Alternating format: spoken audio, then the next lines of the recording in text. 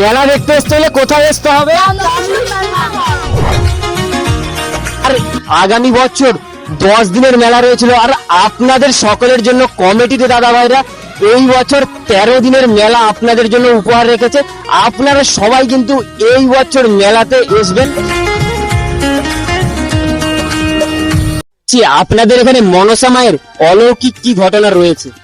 আগে আমাদের এখানে হতো কালী পুজো, এবং প্রতি বছর দেখলাম কালী পুজো খুব ভালো হচ্ছে, কিন্তু 4-5 বছর পরেই আমাদের মনসা মায়ের খুব উপদ্রব হলো।